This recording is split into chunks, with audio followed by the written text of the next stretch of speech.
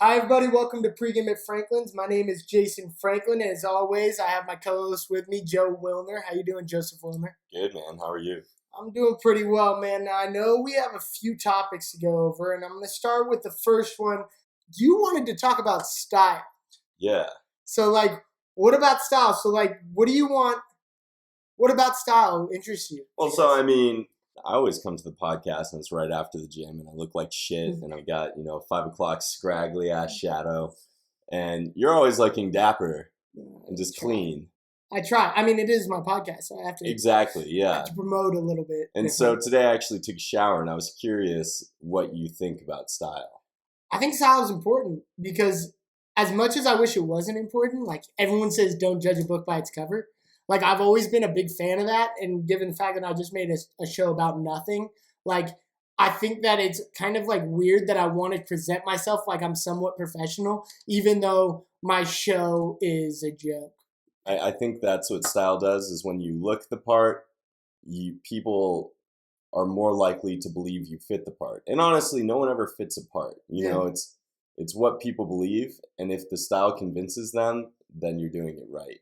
What would you say when it comes to style? What do you say the difference between that and fashion is? A personal style versus this year's fashion. Yeah.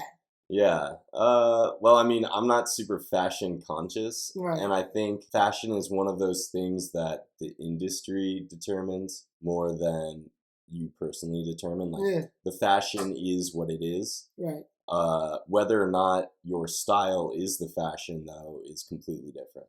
When I think of style, I think of also the swag that comes with you. It's you would want to portray yourself in a way that someone could take you seriously. Mm-hmm.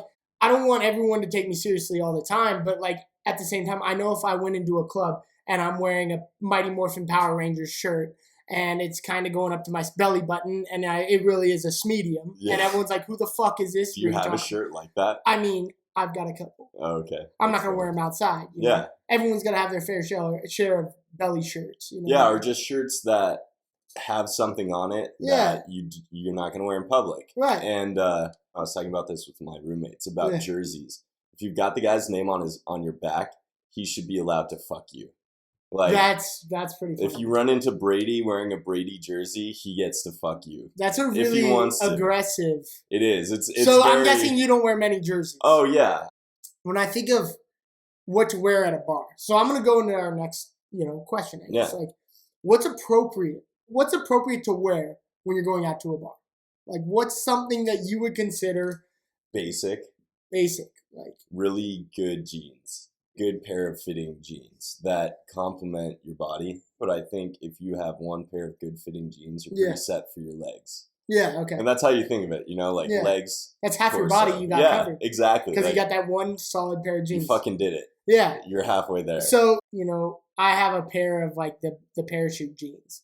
I feel like everyone's got that ugly pair of jeans. Do you wear them often? No. I mean, around the house. Really? I have an ugly pair of jeans that, I wear and I call, my Wranglers, Really? I mean, you look at those commercials with Brett Favre when he talks about jeans. Yeah. And it shows you the U shape and how most jeans have the V shape. And you're like, you know what? There's something comfortable about that. Are you talking about ballroom? Yeah. I'm like, wow. I never thought about maybe I'm just cutting off my balls short and I never knew it for all these years. I totally they've got these Wrangler U jeans and yes, they look like hell. You're not going to wear them in a fitting room and you're going to be like, woo. Yeah. Now these are good looking jeans, but they're comfortable. I put them on. I'm like, hey, So your stylish jeans aren't comfortable. They are, but they're not I don't got wiggle room. Am I going to get fitted jeans to wear around the house? That's retarded. You're totally right. Might as well get my Wranglers that got the U-shaped jeans. So you have your in the street style and your in the house style. Right. Exactly. And I feel like everyone's like that, right? Or does everyone just rep their entire style all the time? It's more like I'm in public and I look like shit. Yeah, okay. That's more my speed, but I don't go to bars like that. I would go to classes and just look like hell, but they're all boys. I mean, they're engineering classes. It's all all dudes and then, 4 comely looking women. Right, of course. I mean, that's funny because if I were to ask you what you would call your style, what would you consider your style? Like, I don't know how to define that. I guess I try to look simple, yet different and noticeable. so do you value the art of peacocking? I think that in a way it is effective because I think it sets you apart from everyone else, and everyone else is trying to look the same. And if you're able to do something that looks good and looks similar but better and more noticeable and shows that you're more confident without being an idiot, Right. like it works. When I think of peacocking, I've always naturally peacocked. Ever since I was a kid, I always wore obnoxious Like bullshit. what? Oh, dude, my 16th birthday, I had this ugly fucking jacket that I wore to my birthday party dance that I thought was so swag that it looked like the FUBU, Malibu's Most Wanted, bright with like animals Yeah. on the goddamn thing. I have a picture. I'm actually going to post it right here for our viewers. It is atrocious. It's one of the ugliest jackets I have. That's crazy. I think I have a picture of my friend wearing it, but it was like these mini cartoon dinosaurs all over the jacket. Yeah. And I wore it with, I still have this hat that I have kept because it symbolized how far I've came when it came hold it up a little bit like, more. There you go. It symbolizes how far I've came when it came to fashion. Can I see it? And I've had this hat since my 16th birthday. And all my friends would say, oh my God, I didn't know they made hats as ugly as this. And it's a barbed wire hat, Dude, which is why I thought it was awesome. Can I put it on? Yeah, you could wear it all day. But it's funny because I've always kept this hat. Never will wear it outside. Never. But it's like a sentimental value where I'm like, God damn it, I do weirdly like this hat. But I will never wear it out because it's so embarrassing. Look, I mean, now snapbacks are in. Obviously, when I got that hat, snapbacks were not in. It was all about, you wear it backwards. I hate that shit. Yeah, you wear it backwards and you put it down to your eyebrows. So when you put it down to your eyebrows, you look like a kid that, wants to just fight everyone. And I'd be wearing this hat, listening to Linkin Park and screaming my face off. Did you nod your head a lot? Yeah, Did you feel like I don't know why I thought it was so fucking hard, but that hat just represents everything that I've left. It's kind of like your brain is in a concentration camp. Yeah. All the barbed wire. Yeah, dude. You're just locked in there. Wow, that's a good point. I never thought so philosophical. Creepy, isn't it? Yeah. So I always think of this as I've been subconsciously peacocking my entire fucking life. Dude, what else? And it's just because I like that fashion. I've got a lot of shit back home. There's some shit that my mom has in buckets that, God, she should just light the fucking shit on fire. It is hideous, the stuff that I used to wear. But it's funny, now that I go out, I go out to bars, and now that I'm older, I wear pretty casual. You look good. Yeah. I mean, you fit the fashion well with your style. Right. I used to peacock too. My dad had these glasses that were actually safety glasses, but they were tinted, and he wore that shit. No, he didn't. He gave no fucks, and they were red, white, and blue, made in the USA. I'd wear them all the time, and people would always comment, and the front was mirrored, so it was just super goofy looking. Oh my gosh, I wish I had those. I wish that fashion wasn't such a big. I look at fashion almost being politically correct. Really, you go out and you need to fit in. You don't, yes, I'm not saying super fit in, but you need in a way to walk into a bar and not everyone look at you like, who the fuck is this guy wearing the Skechers shape-ups and his Wrangler jeans? I do think that there is political correctness to it. but when I worked at Gringo. Yeah, so I'm going to talk about the politically correctness, right? Yeah. You were working at Gringo and you have to isn't there laws on who can come in and who can't? Well, we make up our own dress code. Yeah. So honestly, it was just sorting through people and saying, hey, look, you don't fit the persona we want to have in this bar, and you're dressing like a punk. Because style represents who you are too. If you're the guy who's trying to dress like a trap lord, odds are you probably are kind of an asshole, and you probably talk a lot of shit or do a lot of drugs. It's just the way it is. And maybe that's not all the case for everyone. There are all those exceptions, but I do think style represents who you are. Is that how you look at it? It's exactly how I look at style.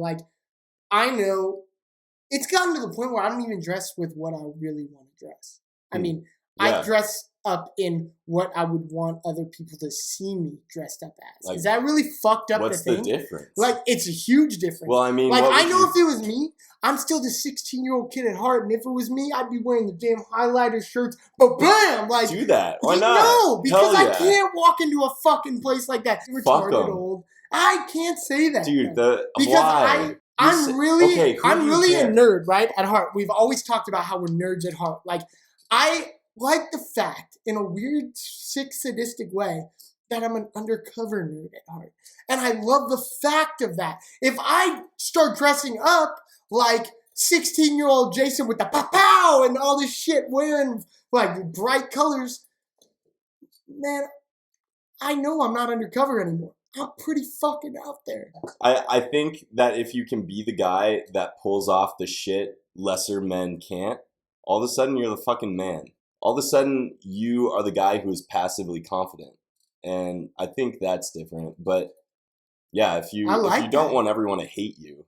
Maybe that is it. Like 16-year-old self is when I started coming into my own and I guess becoming what I guess the common folk will consider popular. Don't start dressing like you did and say don't. No, I'm not gonna wear outside. that fucking hat. Okay. All right, I'm not gonna wear the fucking ugly ass shit. But I love the old shitty self. I embrace my old shitty self. I don't like to remember it. It's just what the fuck. Well, no, I mean. I don't like to remember the way I looked because at that time I was just like, man, I'm such a fucking pussy. I'm so soft. That's what I thought of myself then. Like, you look in the mirror and be like, I'm such a bitch. Yeah, like no I didn't act way. like that, but that was my, I wouldn't say persona, but it was more of my accurate evaluation. Like, you need to grow up and get stronger and work out. That's fucking weird. Yeah, I was a little kid. When I was a little kid, I didn't give a fuck. Cautious of it. Or like, I don't give a fuck in certain things, and then I don't give a, and I do give a fuck in some weird Like things. what? Okay, so I give a fuck in things like if I give somebody a reason to look at me in a negative light. Really? And I know that that is out in the open, and there's nothing I can do to take it back, and there's not very many spin-offs. I can put it in my favor. Yeah. So I'll give you an example. Let's say I'm walking out or down Palm Walk, and everybody for some reason looks at me because, I don't know, everyone's looking. And a bird just shat on me.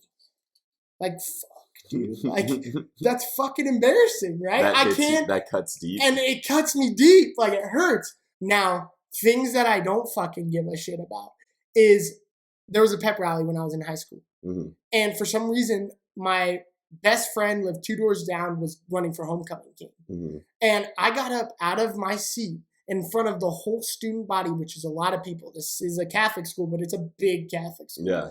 And I just walked down, grabbed the microphone from our like vice principal or whatever the hell, whoever was giving the announcements for who was going to be homecoming prince. And I just grabbed it and I started talking to announce my best friend as being homecoming prince, and everyone should fucking vote for him. I did. No. I told my friends I was going to do it. They were all like, nah. I was like, I'm going to fucking do it. I really don't give a shit. That's awesome. And I fucking did it. And my buddy, unfortunately, did not win homecoming king. But after I did that, people were like, I can't believe you would do that. I'm like, it's really no big deal. Like, I know everyone in the school, when really I don't. But like this weird false confidence came out of nowhere, and I don't give a fuck. Things that cut deep, things that are out of my control. Does that make sense? That does make sense. So when you can take the control and put yourself in situations, you're like, fuck it, I'm doing that. Right. Versus when it's kind of thrust upon you and you're in a situation that you are all of a sudden not prepared for, you're like, fuck this. Right. I've always been like that since I was a kid, and that's why some of my friends would say they love me, because I'm a wild card at heart. Honestly, I don't even know what my comfort zone is. I just know that there's a comfort zone there. All right, guys. Well, thank you so much for joining us on Pregame at Franklin's. As always, I'm Jason Franklin. Joseph Woolner. We had a blast with you guys, and we look forward to seeing you guys again. And until next time.